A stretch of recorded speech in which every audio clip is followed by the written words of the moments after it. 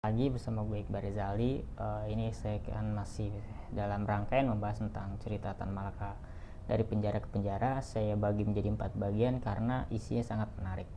Yang pasti saya tidak ingin melewatkan apa yang telah ia lakukan, apa yang telah ia perbuat di sepanjang hidupnya yang ia tuliskan di dalam biografinya.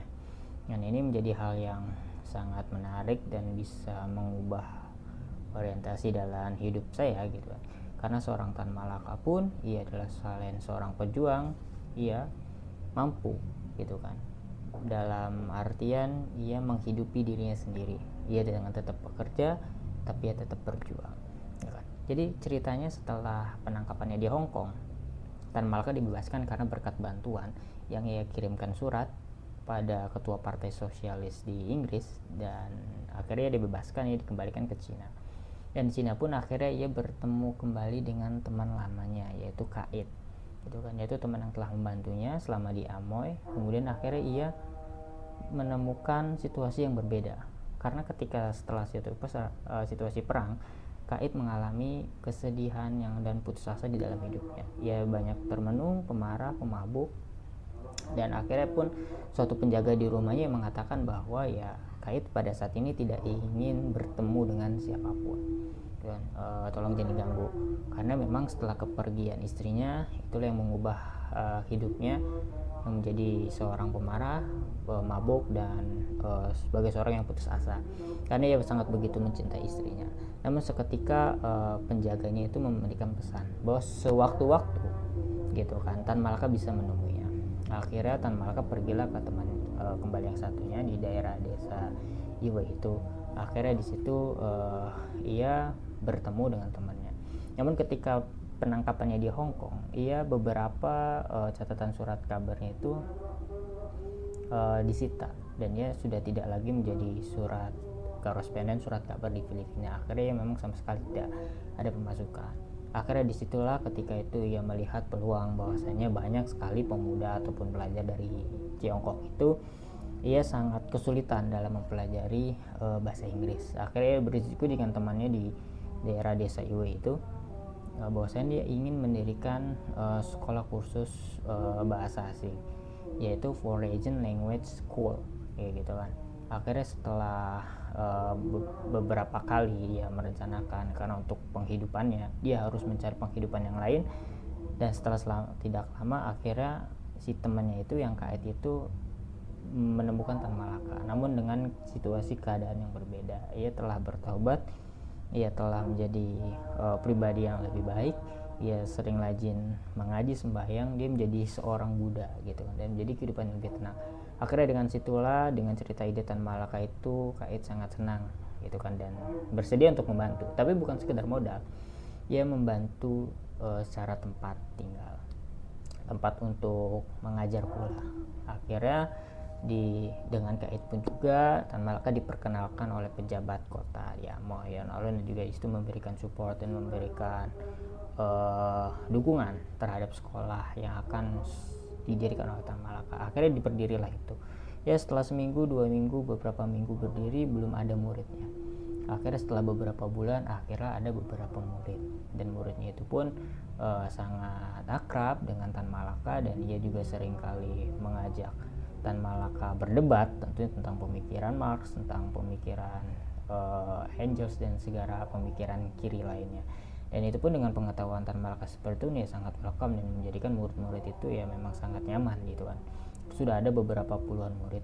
Namun ketika itu ada menerima kabar bahwasanya Jepang akan menyerang kembali, dan itu membuat penduduk kota gelisah. Akhirnya berangsur-angsur penduduk kota pun ya mereka mencoba untuk pindah dari kota tersebut, dan sehingga termaksud para murid-murid.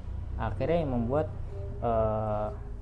proses mengajar Tan Malaka ini ya terganggu. Akhirnya setelah itu ya mereka berpisah kembali gitu kan. Akhirnya setelah itu Tan Malaka memutuskan ia ingin pergi ke sebuah Birma, yaitu suatu negara di Myanmar. Akhirnya ia berangkat ke daerah Myanmar itu. Setiba di sana dan di kapal pun memang sebenarnya ada pemeriksaan yang sangat ketat di dalam imigrasinya. Dia sangat anti sekali terhadap hal yang berbau komunis. Akhirnya setelah perjalanan pun dan setelah sebelum pemeriksaan Tan Malaka berupaya untuk membuang semua catatan buku-bukunya, termaksud ada sebuah buku yang telah ia buat yang namanya Dua Peringatan gitu. Ia buang ke dalam laut, ke dasar laut, karena yang ia khawatirkan daripada ia ditangkap kembali gitu kan. Jadi semua buku-buku pun dibuang, termasuk buku itu merupakan buku yang sangat berharga menurutnya, karena itu sebuah catatan penting dari perjalanan hidupnya.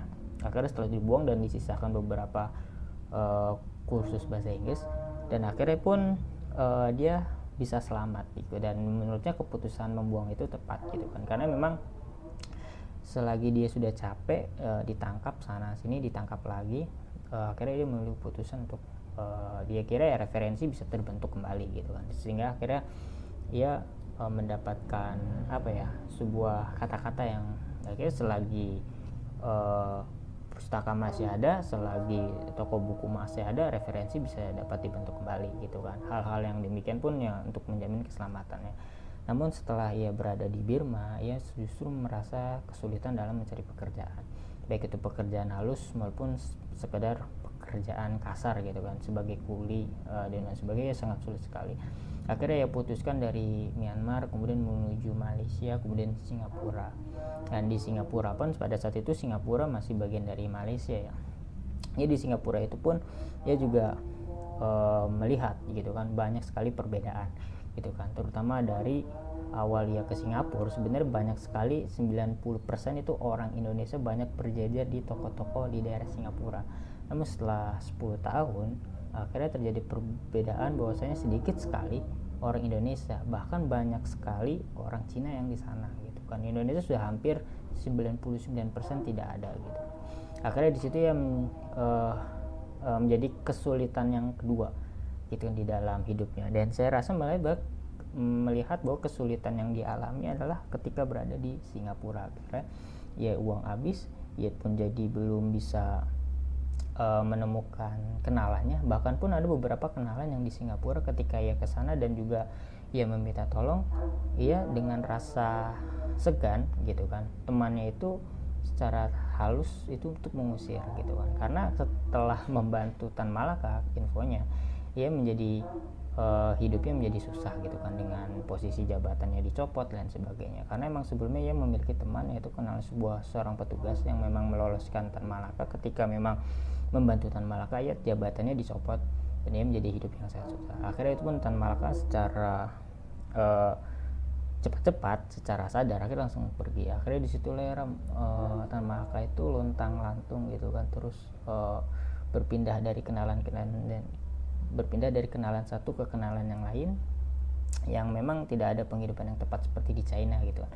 Dan akhirnya seketika ya setelah itu sangat lelah, kemudian setelah itu keliling dari kantor ke kantor untuk mencari pekerjaan, hanya sekedar juru tulis maupun tenaga kasar, ya sama sekali tidak mendapatkannya. Akhirnya ketika saat itu ia telah sekoyong-koyongnya, ia sangat lapar, capek, lemah, lalu di hadapan depan Museum Raffles, ia di situ mengelamun dan ngelindur, seandainya jika ada Bunda, semua masalah ini mungkin bisa kelar. Namun beberapa saat, 10 langkah tidak jauh dari dia, ia melihat seorang Buna. Dan akhirnya melihat Buna, ya akhirnya di situ ia bertemu dengan seorang bernama Buna, dan di situ ia sangat bercengkrama dan sukaria dan bergembira karena setelah sekian lama tidak bertemu. Dan Tan Malaka menceritakan pun bagaimana kisah hidupnya, dan akhirnya di situ dengan Buna ini Tan Malaka memperoleh kenalan untuk bisa mengajar di Singapura. Jadi Buna itu adalah teman Tan Malaka pada saat di Amoy ya, kenalan ia dan kenal akrab, dan ia berpisah ketika Jepang menyerang gitu kan. Jadi infonya ketika Jepang menyerang pun Buna berpindah ke Singapura. Akhirnya ditemukanlah kenalannya, dia melamar sebagai seorang guru. Nah disinilah sebenarnya ia tidak memiliki ijazah ya, tidak memiliki ijazah, kemudian ia mencoba untuk melamar, sebenarnya secara sertifikasi ia tidak terpenuhi. Namun akhirnya setelah itu ia coba dengan cara kemampuannya gitu. Akhirnya setelah itulah Tan Malaka mempertegas sebenarnya ijazah sebenarnya perihal nomor 2, yang utama adalah perkara bisa. Jadi mau ada ijazah, yang penting kalian bisa ya, dan sesuai dengan kompetensinya dan kemampuannya bisa. Akhirnya dengan kemampuan Tan Malaka itulah ia menjadi guru bahasa Inggris di sekolah. Akhirnya tinggal di sekolah dan ia hidup di sana, ia memiliki penghidupan. Dan namun sialnya sebelum 1 tahun ia kembali lagi dipertemukan dengan imperialis Jepang. Jadi sebenarnya Tan Malaka di dalam hidupnya dia berhadapan dengan imperialis Jepang 3 kali. Pertama di Shanghai, di Amoy, kemudian di Singapura. Dan itulah tugasnya dia adalah berlindung, melindungi siswa, kemudian berlindung bagaimana terhindar dari serangan Jepang. Dan akhirnya tak sekian lama Jepang pun akhirnya bisa menaklukkan Singapura. Pada saat itu masih di dalam kekuasaan kolonial Inggris gitu kan. Setelah Singapura takluk dan 2 bulan tak lama itu akhirnya pun Indonesia pun ditaklukkan. Hindia Belanda takluk oleh Jepang. Dan melihat kesempatan itulah yang membuat Tan Malaka untuk bisa kembali ke Indonesia. Akhirnya dengan dari Singapura ia menyeberang ke Indonesia melalui Selat Malaka menuju Medan. Ia menumpang di sebuah kapal tongkang. Akhirnya di situ ia tibalah di Medan, dan di situ ia pun mendengar dongeng bahwa sebenarnya ada sosok Tan Malaka lain yang telah berpidato di lapangan dan mendukung imperialisme Jepang gitu kan. Dan Tan Malaka tuh bingung karena pun sebelumnya ia sedang berada di perjalanan ataupun masih ada di Singapura. Namun Tan Malaka lain yang mendukung pergerakan imperialisme Jepang ataupun sehari sebelum Jepang datang ke daerah Medan itu. Akhirnya ada Tan Malaka palsu yang digunakan oleh tentara Jepang agar untuk mempropaganda, untuk memperoleh dukungan dari masyarakat. Dan akhirnya setelah di Medan ia menemukan kabar hal yang seperti itu, ia kembali ke Jakarta dan ya disinilah menuju Jakarta. Jadi sebenarnya selama pemerintahan Jepang ataupun kependudukan Jepang ya, Tan Malaka itu langsung menuju ke Indonesia. Bahkan kapalnya pun ketika menuju ke Jawa itu berbarengan dengan kapalnya Bung Karno yang setelah itu dari pembuangan. Namun di situ Tan Malaka memilih tidak tergabung di dalam gerakan gitu kan, karena menurutnya ketika ia terlalu tua ketika memang harus ikut campur dalam gerakan, karena itu kan setelah Tan Malaka redup ada generasi baru seperti Bung Karno dan Muhammad Hatta gitu kan. Akhirnya ia memilihkan untuk mencari tempat inap di Rawajati dan menghabiskan waktu untuk menulis, dan disitulah ia menulis sebuah buku Madilog dan Aslia. Jadi Madilog itu buku yang terkenal hingga saat ini, Materialisme, Dialektika, dan Logika, yaitu buku yang isinya berhubungan dengan pemikiran Marx, Engels, dan logika gitu. Dan juga Aslia itu merupakan perjalanannya ia dari Burma, dari Siam, kemudian Malaysia, Indonesia, Filipina. Jadi sebenarnya itu adalah buku yang tidak selesai. Asli ini adalah gambaran buku yang memang suatu saat akan menjadi gerakan politik di Asia Tenggara. Jadi kalau misalkan sekarang adalah bernama ASEAN gitu, jadi Tan Malaka sebelumnya sudah membayangkan untuk kerjasama politik, ekonomi itu bernama Aslia. Namun buku itu tidak tuntas, jadi ia hanya menuntaskan Madilog. Ia menghabiskan di Rawajati itu tepat di belakang Kalibata, pabrik bata, dan sekarangnya ada di Kalibata ya, dan juga menjadi tempat yang menjadi gangnya itu menjadi gang Tan Malaka untuk memperingati ataupun memperingat bahwasanya Tan Malaka pernah tinggal di situ. Ada nama gangnya Tan Malaka di Rawajati. Itu tempat di mana Tan Malaka tinggal dan dia membuat sebuah buku Madilog. Akhirnya ya saya melihat bahwasanya dia tetap melihat bagaimana pergerakan perkembangan politik, dia tetap menulis buku. Jadi layaknya seorang hidup dan bekerja untuk menulis. Jadi ya dia pagi bangun, sarapan, menulis buku. Akhirnya ketika ia agak suntuk, ia pergi jalan-jalan menuju pasar minggu gitu kan, melihat keadaan masyarakat di sana. Kemudian juga ia beberapa kali ke kota, namun dengan keadaan keuangannya yang mencoba untuk menghemat, kadangnya bergunakan untuk jalan kaki. Jadi bayangkan aja dari Kalibata kemudian ke pasar Minggu, Tan Malaka juga pernah berjalan ke situ dan juga memperhatikan beberapa pedagang dan juga berdiskusi dan juga tanya jawab. Itulah kesehariannya. Bahkan pun ia juga memperhatikan bagaimana pergerakan politik generasi mudanya, yaitu Soekarno-Hatta. Ia hadir di dalam rapat pertemuan raksasa IKADA itu kan, rapat besar, dan ia memperhatikan bahwa sebenarnya sama sekali tidak ada gagasan yang ia puas gitu terhadap Bung Karno maupun Hatta, karena emang terlalu banyak agitasi gitu kan. Ia terlalu, pidato Bung Karno pun ya memang dia menyebut dirinya sebagai banteng besar Indonesia. Jadi dia pernah berpidato di situ, Tan Malaka jelaskan bahwasanya kalau gitu kan Liong, barongsai dari Tiongkok, kemudian gajah putih dari Thailand, kemudian Sphinx dari piramida, bahwa Indonesia memiliki banteng besar gitu kan. Dan ketika memang bersatu dalam sinarda ini pun sekutu mungkin akan lenyap. Dan disitu memang sebenarnya dikritik ya oleh Tan Malaka bahwasanya ya apa gitu kan, maksudnya banteng besar gitu, banteng besar yang mengusir tikus Belanda yang sudah sekarat gitu kan. Jadi memang sebenarnya ya sama sekali tidak memiliki kekuatan gitu sebenarnya untuk mengusir Belanda. Itu berkat karena dukungan dari Jepang. Akhirnya di situ merasa tidak puas, ya bahkan dia mengkomentari Dr. Andes Muhammad Hatta sekelas ahli ekonomi pun tidak sedikit pun memberikan harapan gitu kan untuk bagaimana tujuan politik yang jelas gitu kan. Jadi hanya sekedar agitasi membangkitkan rakyat.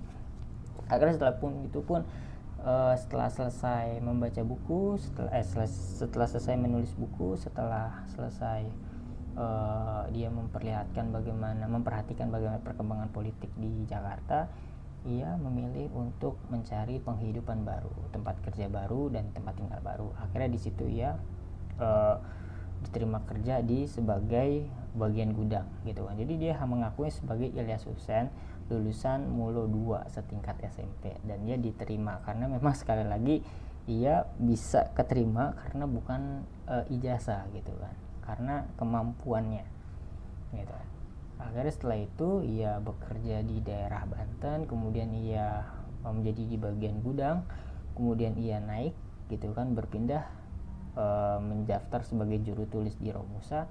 Tan Malaka pindah bekerja sebagai juru tulis di Romusa. Ketika pada saat itu dia bekerja di gudang berhadapan dengan barang, ketika ia pindah bekerja sebagai kantor juru tulis di kantor Romusa, ia menjadi mengatur orang bagaimana pendaftaran orang untuk bekerja. Dan disitulah ia melihat bahwa sebenarnya Romusa ini sebagai bencana, di mana 3-4 juta tenaga Indonesia yaitu jiwa dan tenaganya dirampas hanya untuk membangun benteng pertahanan Jepang dan infrastruktur lainnya gitu. Dan juga Bung Karno yang sangat bertanggung jawab karena ia menggerakkan segala pemuda itu untuk kemerdekaan Indonesia dengan alasannya seperti itu. Maka setelah itu akhirnya datanglah Bung Karno dan Bung Hatta ke daerah Banten, dan disitu terjadi dialog semacam kunjungan kerja ya, sebagai tokoh yang termasyhur sebagai bekerja sebagai kaki tangan pemerintah Jepang yang membantu pusat tenaga untuk perang di Pasifik. Akhirnya setelah itulah terjadi dialog antara Tan Malaka dan Bung Karno. Pada saat itu Tan Malaka ya menyamar sebagai Ilyas Hussein gitu kan. Ya sebenarnya Bung Karno antara sadar nggak sadar ini Ilyas Hussein apa benar Tan Malaka. Dan pada saat itu Bung Karno ya seperti biasa Tan Malaka menjelaskan bahwasannya ya seperti pidato-pidato pada biasanya, tidak ada gagasan, tidak ada tujuan politik yang jelas, hanya agitasi ya. Inggris kita linggis, Amerika kita setrika. Kemudian akhirnya disitulah terjadi dialog. Intinya pada saat itu Bung Karno menegaskan bahwasanya kita memang harus mengabdi pada Jepang untuk memperoleh kemerdekaan gitu kan. Ketika memang Jepang menang, kita Indonesia, rakyat Indonesia akan memperoleh kemerdekaan gitu kan. Akhirnya pada saat itu ya pun Tan Malaka melakukan tanya jawab. Tan Malaka bertanya gitu kan. Jadi kuncinya adalah kemenangan dulu baru kemerdekaan gitu kan. Kenapa tidak kemerdekaan diberikan terlebih dahulu baru kita meraih kemenangan? Bukankah itu yang membangkitkan rasa semangat Indonesia gitu kan, untuk terus berjuang bagaimana untuk bisa dapat kemerdekaan? karena memang di situ Tan Malaka khawatir, dan Tan Malaka melihat bahwasanya Jepang hanya melakukan janji-janji busuk gitu kan, tidak memberikan keyakinan langsung untuk memberikan kemerdekaan pada Indonesia. Karena pun Tan Malaka juga mengkritik bahwasanya gerakan tiga itu, Jepang Cahaya Asia, Jepang Pelindung Asia, Jepang Pemimpin Asia, menjadi penggelapan Asia, perampasan Asia, kemudian menjadi penipu Asia. Nah, akhirnya setelah itu menjadi perdebatan. Bung Karno tetap bersikukuh, ya kita memang harus tetap turut bagaimana pemerintahan Jepang. Seandainya pun Jepang memberikan kemerdekaan Indonesia hari ini, ya saya tidak akan terima gitu, karena kita harus melakukan jasa dulu gitu kan, karena memang Jepang memiliki jasa yang bagus gitu kan, karena telah mengusir Belanda dari tanah Indonesia.